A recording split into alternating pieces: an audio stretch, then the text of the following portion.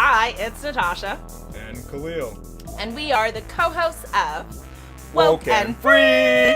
Thank you for tuning in to our 80th episode of WokeNFree. If you've been tuning in every week for WokeNFree Wednesday, you know that WokeNFree is all about being real and honest with each other and you. We talk about everything and anything that's important to us, to you, and the world, and nothing is off the table. This week, we're talking all about what it takes to reinvent yourself with special guest Carolyn Herfurth. But before we dive deep into the subject, I have a couple of questions to ask you. First, have you subscribed to WokeNFree on iTunes, TuneIn, Stitcher, Google Play, YouTube, SoundCloud, iHeartRadio, Spotify, or any of the other platforms we're on? If not, please go to WokeNFree.com and pick the platform of choice that you'd like to subscribe to the show on. And also, don't forget to subscribe to the show via email so that you can get it right in your email every time we have a new episode. Next, have you shared an episode with friends, family, or I don't know, the universe on social media? If not, I really think this would be a great episode to share because it's funny, entertaining, and super, super enlightening. So please share. Next, have you hollered at us on social media? If you're interested in sharing news, if you want to talk about a potential collaboration, if you just want to just say hi, you can find us on Facebook, Instagram, Twitter, and even YouTube at WokeNFree. And then if you'd like to review our show and really kind of give us even more feedback on what you like, what you think is interesting, you can do so, again, on any of the platforms WokeNFree is on. Go to WokeNFree.com to review the show. Now, it's really time to get to our special guest. So who is Carolyn Herfurth? So she has a really interesting background. When accomplished business owners begin to wonder, what else? What's next? They call New York-based reinvention strategist Carolyn Herfurth. She is that needle in a haystack thought partner who insists that nobody puts baby in a corner when it comes to living up to your greatest vision. So she sachets in minus Suaze's abs to get your ass on the dance floor where you belong by linking your universe of past experiences with the custom strategy to create more meaning and more money. And you definitely need to subscribe to Carolyn's Burn the Bullshit podcast, where she and her guests talk about the messy bits we face as business owners. And moi has been one of the proud guests on the show. So we are really excited to have her on the WokeNFree platform so you, WokeNFree Nation, can tune in. And with that, I think you want to take the show, right, Khalil? Each week, we like to share a little bit about us before we dive into the topic for the episode. Last week, we shared what's our favorite quote for the month. This week, we're sharing what is the strangest news story you have ever heard. Oh, good Lord. Well, on November 9th, 2016, I think it was, I woke up to hear that we had this new president that I really Wow. That is news of that's the strangest news story I've ever heard, and they keep getting stranger. That's amazing. So I'm going political. I'm going down political, people. That's good. Yeah, you started with a bang. That's amazing. Wow. Yeah, that's a way to start. I thought you were going to say something like there was a train accident of like, I don't know, alien cows or something. But no, like you were like, not that I've heard that story, but I don't know, maybe. No, not alien cows. But there was like a truck accident where it was like, I think it was like gallons and gallons of chocolate. Oh yeah, something like that. There was, a massive chocolate accident or something very weird. Yeah. I mean, it's not really strange. It's kind of gruesome. Recently, I heard about a case where a woman was wrestling with her pit bulls in her backyard or next to her trailer or something like that. And then I think one of the dogs started getting like more vicious than should have been and started to actually rip eat her arm. And then the other dog proceeded to, and apparently she had to kind of fend for herself, kick them off of her, and throw herself over a fence onto another property. But apparently one arm had already been like totally detached and another arm was like hanging off by a thread. So I'm not sure how you throw yourself over a fence without arms. So it was beyond strange. Like it was Spider-Woman. It was, yeah, it was a deeply disturbing story, and I don't know if it was just propaganda against pit bulls because there's a lot of breed discrimination going fake on. News then. Yeah, maybe. So, but that, yeah, I guess that's what I would say has been the strangest news story I've heard recently. Okay. I've heard a lot of strange news stories recently, but an old news story that always pops into mind is the burglar who snuck into somebody's house and he stole some food out of the fridge and then fell asleep on the couch. Where have you heard that? It was somewhere in like Brooklyn or Oh, that's so interesting. Yeah, it was either Brooklyn or Harlem. It was a New York story. Like, he had what's that called when you fall asleep? What's that called when you fall asleep? Narcolepsy? Yeah, was he narcoleptic maybe? I don't know. I think he just ate too much of the turkey or something. You said he had itis. He caught the itis. But why did he break into a house to eat food? He was that hungry, maybe? He just went for the fridge, then he went to sleep on the couch. Or maybe he was Santa. Doesn't Santa break in and give us gifts, but also eat cookies and joke? I don't know. But he doesn't fall asleep. You gotta leave. You can't leave any evidence. I don't know. Now he left the complete evidence behind himself. I mean, that would be a strange story. Yeah, that's why I always remember, because there's crazy stories I hear, but when I hear that one, that's just so weird to me. Do you know what more? I told you about this. I saw this on Facebook. I know a more gruesome story than what you said, but I don't consider it weird. No, it's another strange story. I mean, this is getting really off base, guys. But there was a girl who was in college recently, and I was telling you that she found a man living in her closet, wearing her clothes, and then she kept hearing noise, and she didn't understand what was happening. And then one day, I think she was like, "Is someone there?" And I think he responded like me or something, and. It is like super scary. It kept going and circulating on Facebook. That's a really creepy story because it's like, strange. A, why was he breaking in to keep getting in her closet, and then secondly, why did he need to wear her clothes? Very disturbing news out there, guys. Well, that's a Silence of the Lambs, I know. Buffalo Bill type thing going on. He puts the lotion on its skin. Yeah, and he dances to Wild Horses. Oh gosh. Oh yeah, that song that he danced to. And, oh gosh, so creepy. It's just like that. He's doing that in the closet. Creepy. Oh, so sad. I can't. She was wondering where that music was coming from too. Absolutely. But yes. So I think with that, we'll jump right into the questions. Could you tell us about your podcast, how you got started, how you became the woman you are today? Oh my gosh. Well, I how much time do we have? No, I'm just kidding. So my podcast is called Burn the Bullsh. And it started because I am about burning the bullshit. And last year I wrote this very long piece talking about how we live in an XY economy, and marketing was created by men for men, and women are trying to adapt themselves to marketing the way men do. And, you can have someone like a Marie Forleo who is gorgeous and amazing and all of those things, but she's using bro marketing tactics too. She just looks a lot better in the sheath dress than the men do. And so that kind of started. I've always been a burn the bullshit type. Like, I'm very much my mother's daughter, where there's no filter. And so, so that paired with talking with an old college friend of mine, we'll do like 3 or 4 hour conversations every few months and just like set it aside to just catch up. And he said to me last summer, he's like, Carolyn, he calls me Lina, actually. When we were in college, we were in Spanish class together, and my name in Spanish was Carolina, and he would call me Lina because he thought he was clever and cute. And so that name sticks to this day. But he said, you're like the Mel Robbins. He's like, you're like a Joe Rogan, Mel Robbins. If they had a kid, that's what you would be. He's like, you're just like, you need a podcast. And so he's the one who really kicked my ass about starting a podcast. I really didn't want to. And I thought, I'll experiment. And so that was really the genesis of it. And I decided I wanted to focus on not the bullshit of the XY economy necessarily, but more about the bullshit that's between our ears and the stories we tell ourselves when it that stop us in business.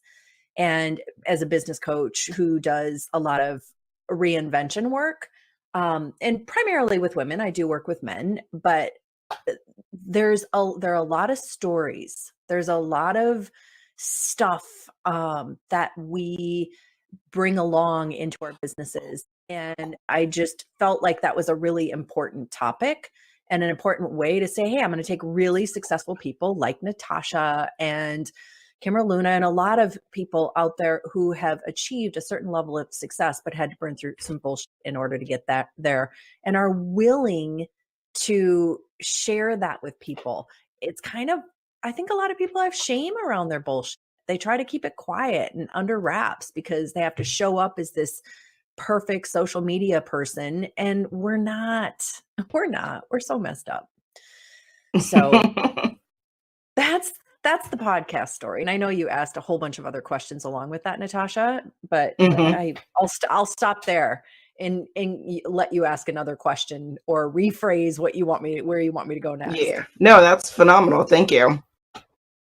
All right. Now, what does it mean to reinvent yourself, and how does one get started with this? It's funny because I think we're always in a way reinventing ourselves. And I'm actually writing an article right now. I always leave my blog articles until the very last minute. So, but I'm writing one right now about you can't unknow what you know. And so reinvention is about taking all the good stuff and stuff that you wouldn't say like, oh, this is how I made money. I made money knitting sweaters for kittens. Like that, like that's, there's something underneath that that you can't unknow. And so I use the example, I'm still editing, it'll be done by the time this podcast airs. But talking about how I literally grew up hosting parties. I have hosted parties in my movie parties. When I lived in Minneapolis, I host parties in the street living on the Upper West Side of New York. I find a place to always host a party. And I also host a lot of events in my business. And one of the reasons my events work, no matter where they are, how many people show up, whether it's 4 people or 1,400, it's because I can't unknow how to host a party. I can't unknow how to make people feel comfortable or make them laugh. I can't unknow not to panic if the cops come and say, you gotta take it inside, ladies. And so, which has happened on a couple of occasions.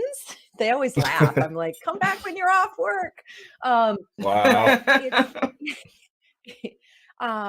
It is. So to me, reinventing isn't necessarily becoming a new person or going, and I call what I do radical reinventions for real humans, but I don't mean like, let's get radical necessarily. It's like the results are radical. So it might be taking someone's existing business, and I rarely work with startups anymore. I'm usually working with businesses who are already established, already made it, and they just need to reimagine or reassess how they're monetizing all the assets.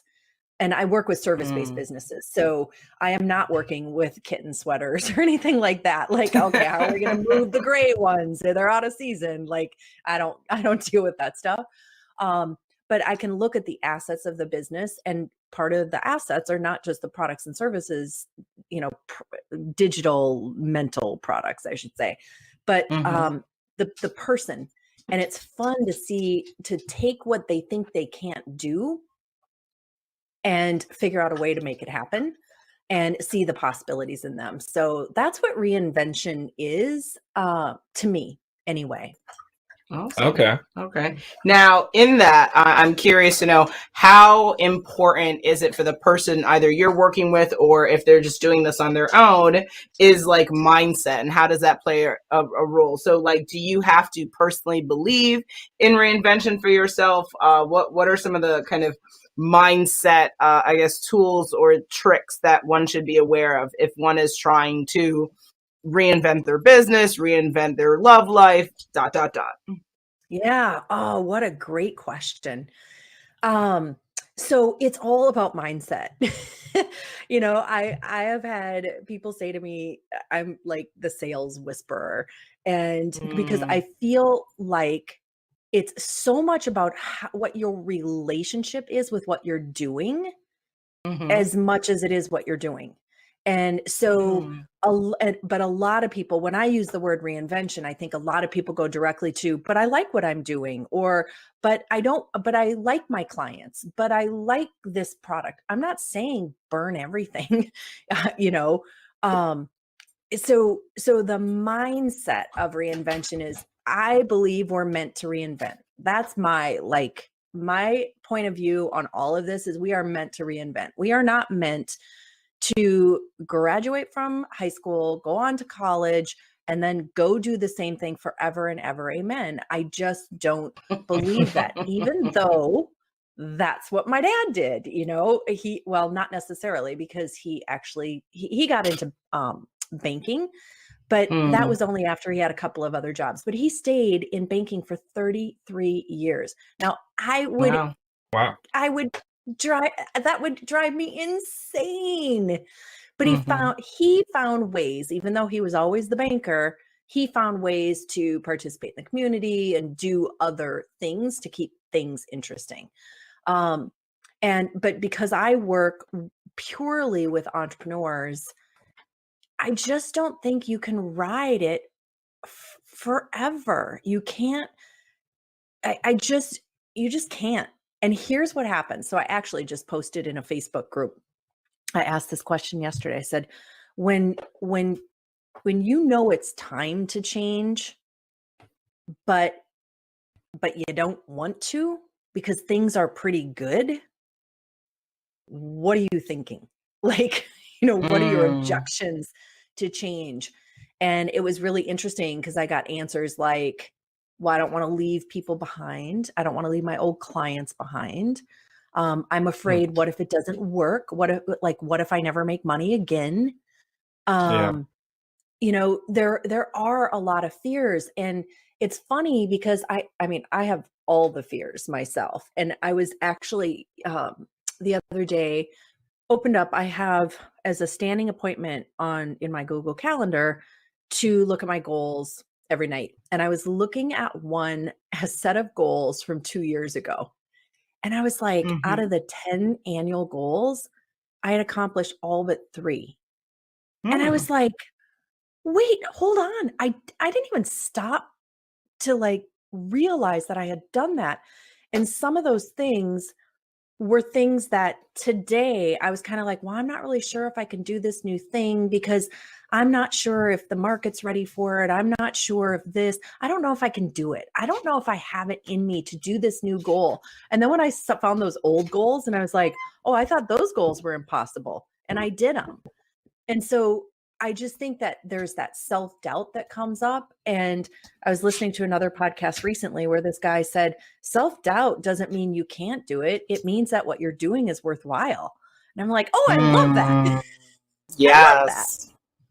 What do you think are the biggest roadblocks that people have on the road to reinvention?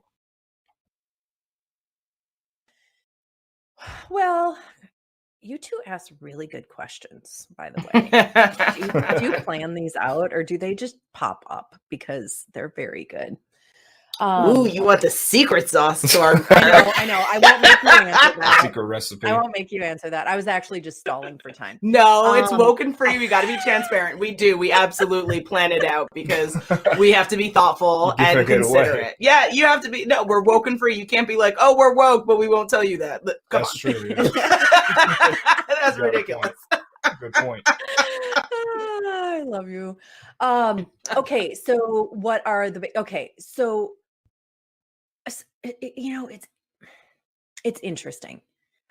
I would say a lot of it is people go back to their old patterns. We all have Mm. patterns.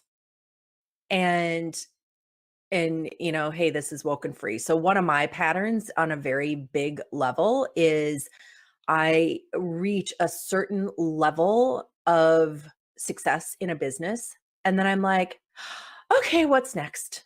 And Mm. I will literally just like walk away from multiple six-figure revenue streams just because I'm like, okay, done.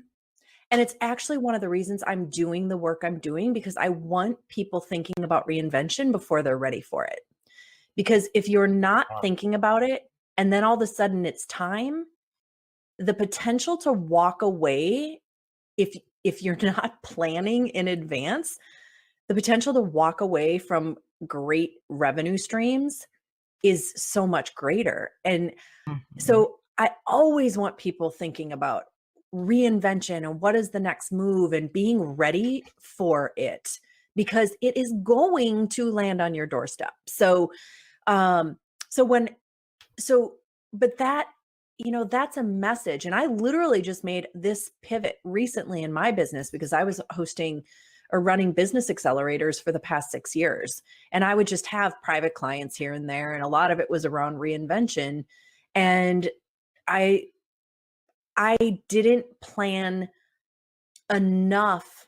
I didn't start planting the seeds of what reinvention is about soon enough. And so I'm kind of wandering off a little bit. I don't want to go down too much of a detour, but Mhm. I really, so once I start working with someone or when someone starts working with me, it's really just more of fear of, "Oh, I can't do this." And then we talk, and then they're like, "Oh, yeah, I can do this." And then they come back to me a week or 2 later for our next call. They're like, "I can't do Mm. this." And then I'll be like, "Yeah, you can." And we talk about it, Lala, and they're, "Oh, yeah, you're right, I can." It's always a different "I can't do this" every time we Mm. talk. But what that means is they're making progress every week or every 2 weeks on the what they thought they couldn't do, and it becomes so much easier. So Absolutely. that's the big one. And and it basically circles back to what I was talking about with my own experience, thinking, "Oh, I can't do these things because they're so big or they feel so big or I've never done this before." But it comes back into this, you can't unknow what you know. And we're Mm-hmm. always bringing ourselves into whatever the next iteration or evolution or reinvention is. And so it might have a different vibe or a different flavor or a different tagline or different Mhm. colored logo, but it's pretty much you at the heart of it. Absolutely. Okay. Now, given the breadth of experience and kind of context and stories that you've dealt with and heard on the podcast, what would you say has been the most interesting revelation that you've learned, whether it's connected to reinvention or business success or personal growth or anything else? Oh my gosh. I have to look at what my podcast topics are because I have a Mhm. terrible memory. I think Uh, the one that struck me most recently is the one that's actually with Deborah Kagan about playing small. And Mm. and it ties into really the reinvention thing too, because mm, the playing small, and hers came from a not feeling valued or worthy. mhm. But playing small is how it showed up. And I realized in my conversation, I've known Deborah for probably 8 or 9 years, but we hadn't had a conversation like that before. And it really, really struck me at how often I have played small. It gave me pause to look at my own life again and going, am I playing small? Where am I playing small? And it helps me see where my clients are playing small or even prospects. Mm, I'm talking to people who have successful businesses and they're worried in some cases about the investment in coaching because of something that happened 15 years ago with a coach. I'm like, get the hell over it. Like, come on, do you want to mhm. grow or not? And so that, and I don't have to be the one to help them do that. Mhm, I'm not always the best person to do that, but I know when I'm the best person to do that. And mhm. so the playing small or looking back and pointing to a story from a year ago or a decade ago is not serving you. And so I that really that was a big one. Interesting. Okay. Now, do you think there's a common theme that has been expressed by all of your guests? I think there is a general sense of not feeling enough. And Interesting.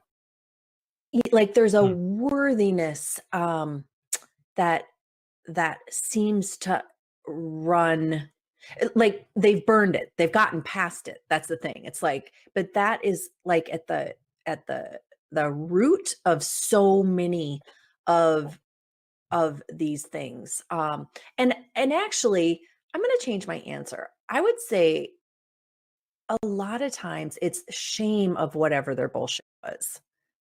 Oh, Um, Mm, and because that, I mean, that is the lowest emotion on the scale of emotions. It's the one that um, just makes you feel so awful. And I think that when, especially in today's world where we have so much visibility because of social media and how we have to show up kind of glossy and glittery, or people feel that they need to. mhm, But on the inside, they're like, oh my God, my credit card debt is crushing me. Or, oh my God, mm, I just launched this program and only one person signed up. Oh my, mhm, hmm. and but I made it look like it was this amazing launch or whatever. Like, and I think mhm, Yeah. that there's just that through line of having felt ashamed, or a level of shame at some point. And there are probably mm, times I still have, you know, shameful thoughts where it's just like, oh God. And mhm, when I get in my story, mm. Absolutely. Interesting. I mean, that's interesting when you say that. It kind of sparks like a Gary V line kind of thing where it's just like, stop thinking about, right? You're familiar with Gary Vaynerchuk, right? oh yeah, of course. So I don't know if you're a fan, but I'm sure you'll share in a moment. But he is all about just like doing and stop caring and giving a hoo-ha about, what should be happening, or, what other people are thinking. Because I think shame is a very natural human emotion, but the Mhm. problem is, if you're so caught up with shame, then you're not doing, you're not executing, you're not moving forward, you're stuck in this kind of emotional pit that it's I don't know, it's like, can you ever really climb out of it, right? Because you could essentially be shamed or feel shame about anything and everything, so it's like, what's the point, Well, but I that yeah, comes along with doing things because we're yeah, constantly evaluating what we're I doing, and we want know to know, it's should we hard. continue on that path? It Because what is to about sometimes evaluate, when you yeah. try something new and it really wasn't for you? Should you keep going? Like, when do you decide that's When's enough? enough? Yeah, Interesting. Yeah, that's what makes yeah, it kind of tough. Huh. Huh. yeah. Now, And that share. it, Are so, you a fan of his kind of oh yeah, I rhetoric, or like, no? oh God, are you Mm-hmm. kidding me? I think he is such a model of the modern day hustler, and Mm-hmm. and really not playing into the stories. I think Mm, I have so much respect for him. And I mean, sure, people can trash talk anybody, but like, mm-hmm. look at what he's built and look at what he's Absolutely. done. That's Absolutely. amazing. And I think he has such a great American hero story, basically. Mm-hmm. And he's right. It's funny because the mantra now that I do is, if I catch myself, like, this was last summer, I was at Blogger, and there was a woman who had been speaking, and she was off the stage, and we were probably 10 feet apart. And I thought, oh, should I go over and talk to her? And I'm like, eh. And then I'm like, oh my God, Carolyn, are you freaking kidding me? And all I did in my head was say, oh, burn the bullshit. And I walked over and I introduced myself and I had a really great conversation. And that's basically what Gary's saying is burn the bullshit. The shame is bullshit. The feeling judged is bullshit. The feeling broken is bullshit. The living up to other people's expectations is bullshit. All bullshit. It's all stories we decided to make up. And when you remember that basically everything is an illusion and we get to decide what the story is going to be, it's really so much easier to do business and just go, oh my God, burn the bullshit and just do it. And I think that's what Gary is a freaking model for. You are now listening to WokeNFree. WokeNFree. WokeNFree. WokeNFree. A podcast about being real and honest.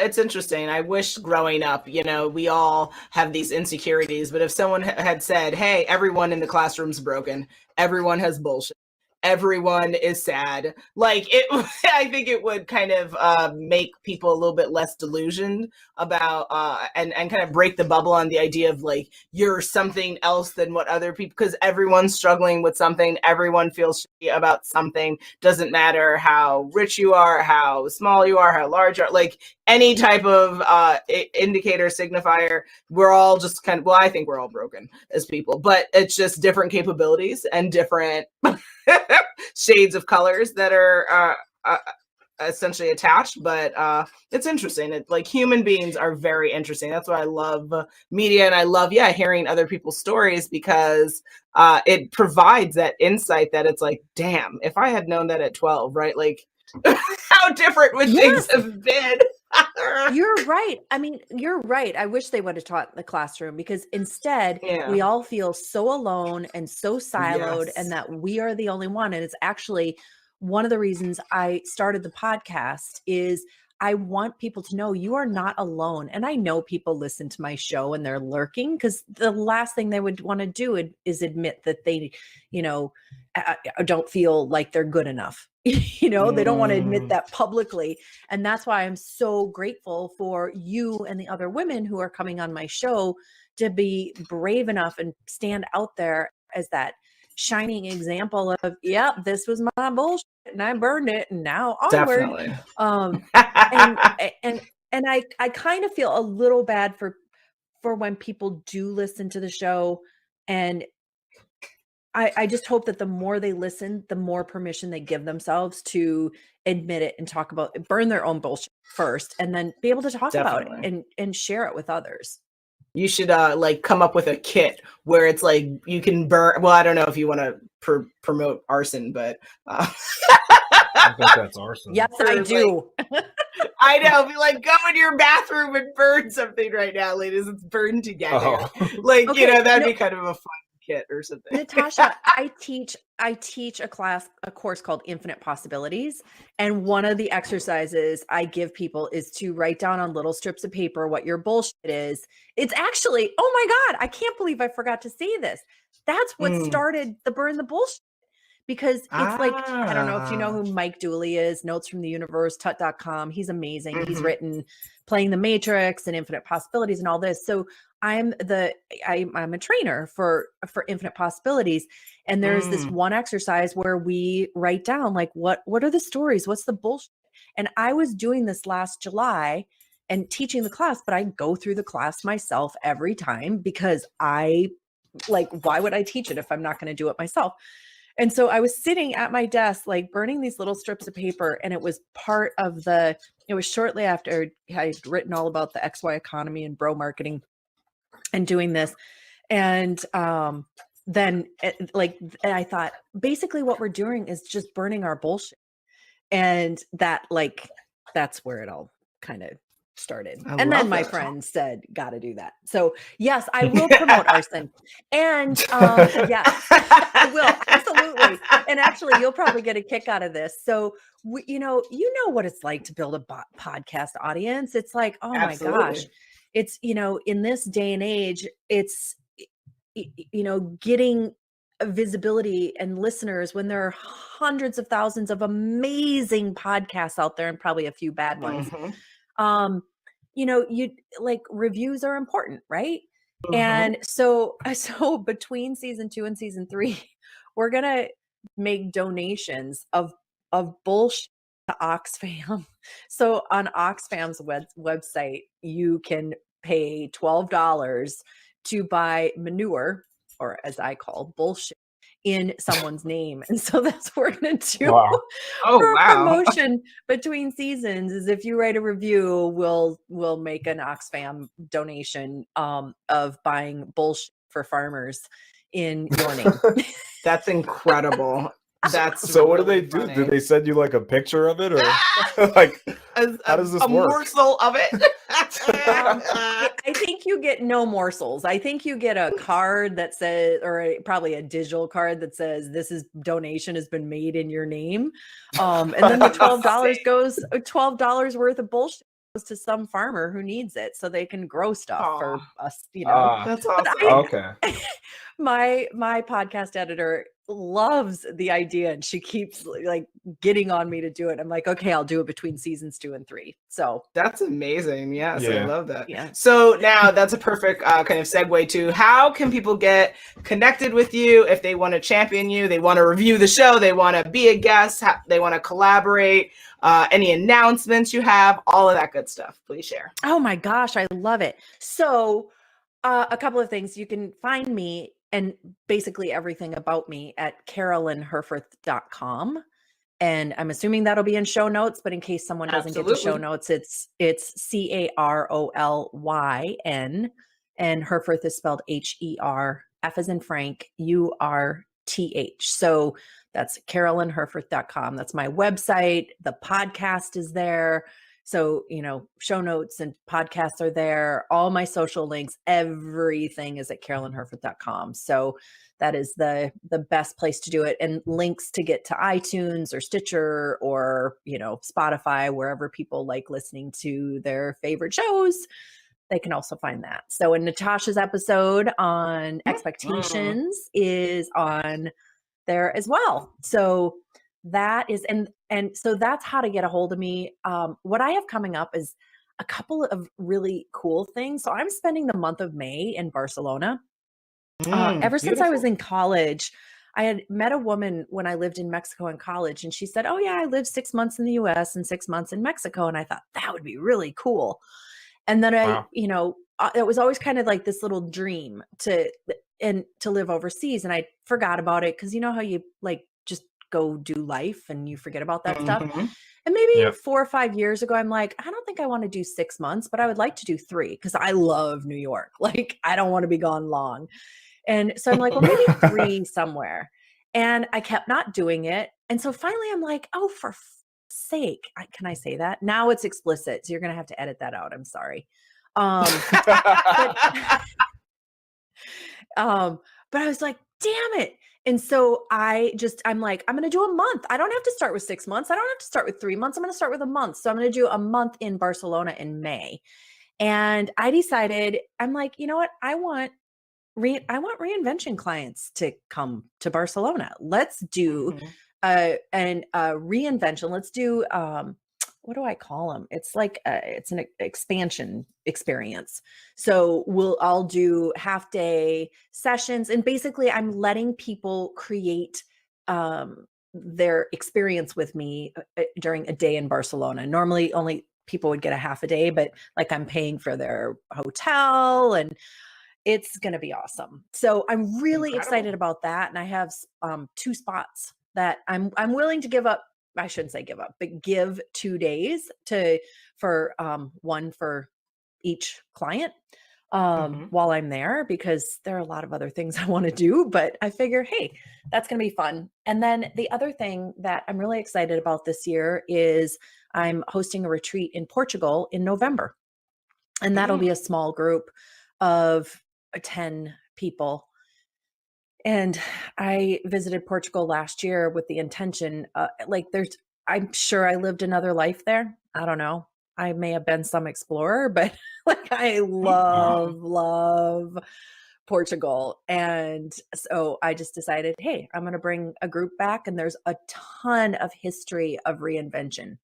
Lisbon had a tsunami and or an earthquake, tsunami, and fires that resulted back in 1755, and they totally had to rebuild the city. And it just is such an amazing story of reinvention. And there are hundreds and hundreds of stories like that. So I'm excited to bring a group there so they can get inspiration for how they can be thinking about reinvention and doing their next thing. Perfect. Wow. So anyone who's interested, they can go to the website and get more information, right? Ooh, a good point. Yes, actually they can. It's under the events tab. There is a place where they can get on the wait list for that. So yes. Okay. So yeah, we'll make sure to include that in the episode as well then. Yeah.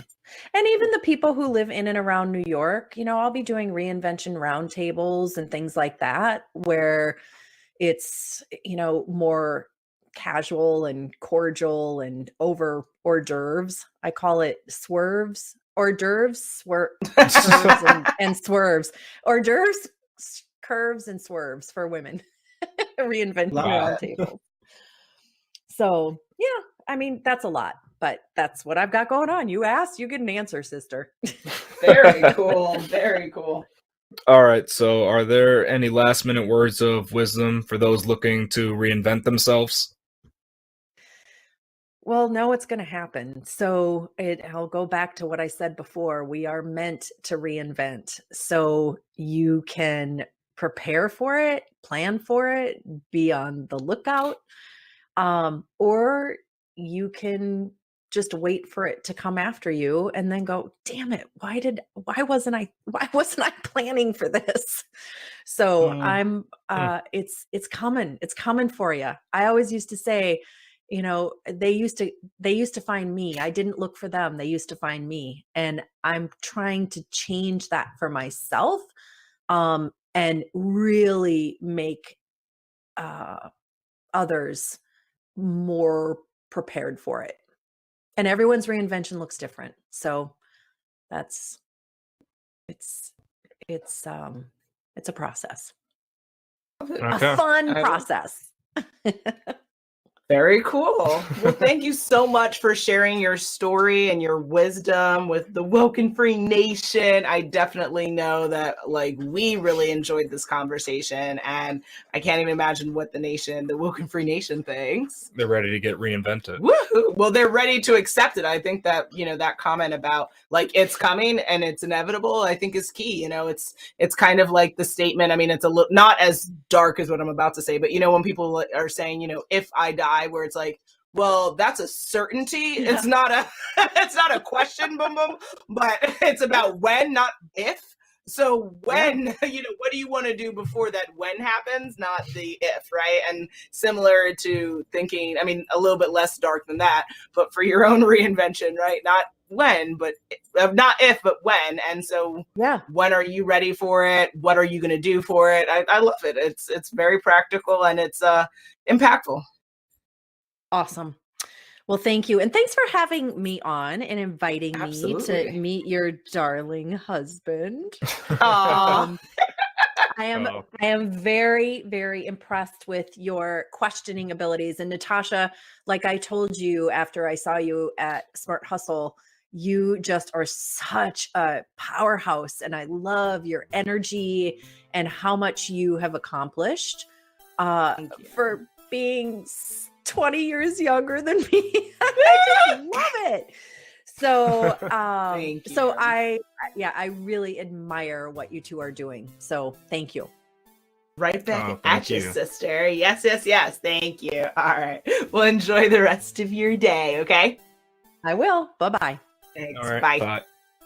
We are at that time again. It is the coming of the end of our 80th episode of WokeNFree. This is quite the episode discussing what it takes to really reinvent yourself with special guest Carolyn Herfurth. Now, will I leave you hanging for what our next episode will be about? Drum roll, please.